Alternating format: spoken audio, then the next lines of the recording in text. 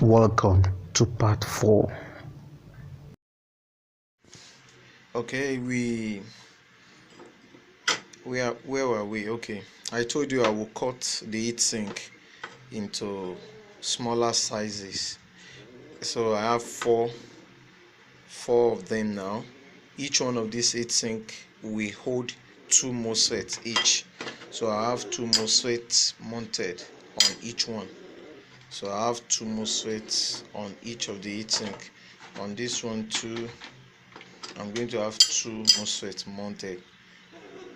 So by the time what you're going to see next would have been MOSFET mounted on heatsink, and before I go there, I will have to insulate.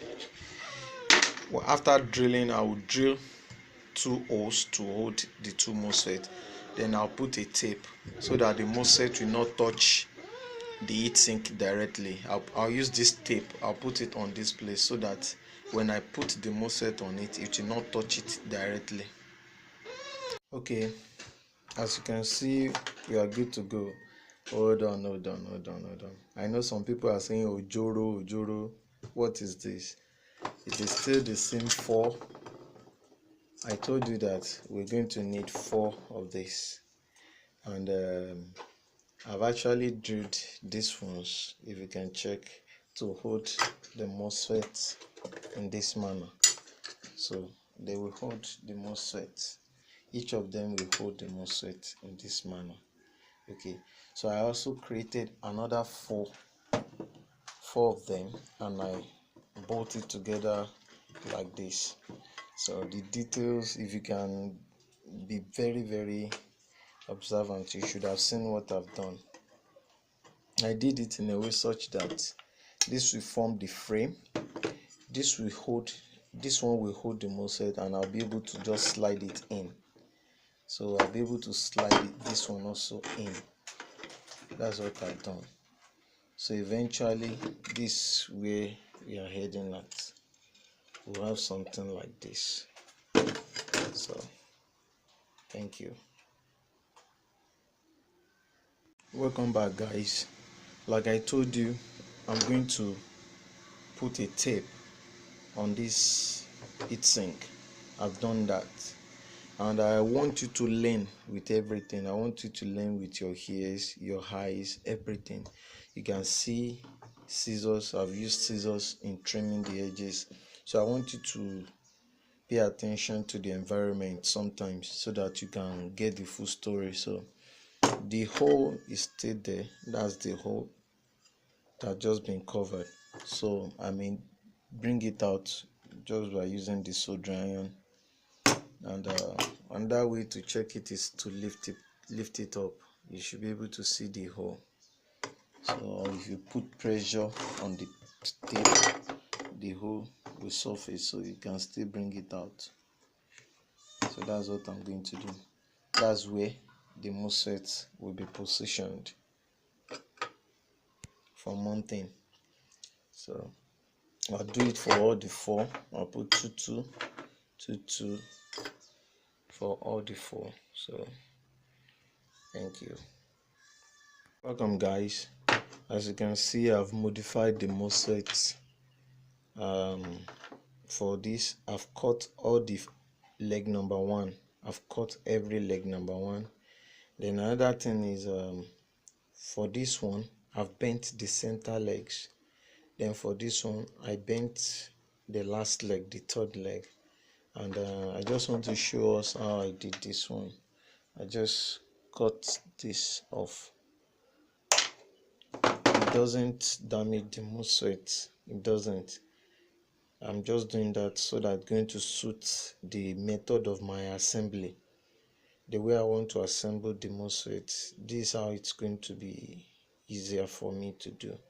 So I bent it over, just like bending it gently. Thank you.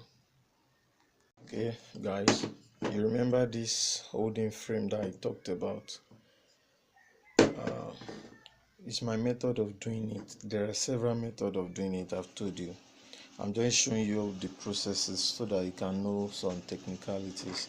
I told us this will hold 2 MOSFET. So I'm going to put it here. The MOSFET to be held, I'll place it on it. This is a nut.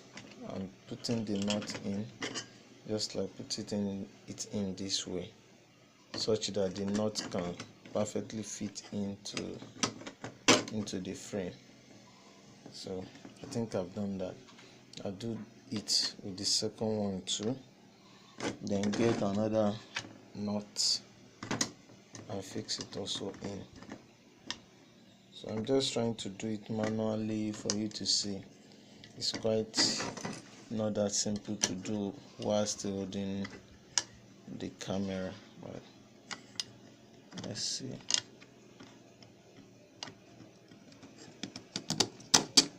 So it's there. So when you turn the frame over, you can see that's the nut still showing. So from here I'll put in the second MOSFET holder with the MOSFET too. So I'll put the two of them in simultaneously, then tighten them together. I think that should not be too much headache. This is what we have in the front.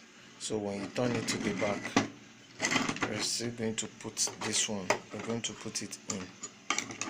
You can see the holes with the MOSFET. Thank you. Yes, I've connected the bolt and nut, and this is the front and this is the back. You notice they look like they are the same. So if you watch very well, I have two MOSFET here that the third leg are bent over, but if you check the opposing side, it is the ones with the center legs that are bent over. So I'll do for the other ones here. It's like we are going to need 4, so we have done 2, so we'll do this upper part too, the same way I did for the lower part. Thank you. The MOSFET mounting is completed. Switch 1, switch 2, switch 3 and 4. Maybe I should write on it so that you will get what I'm saying.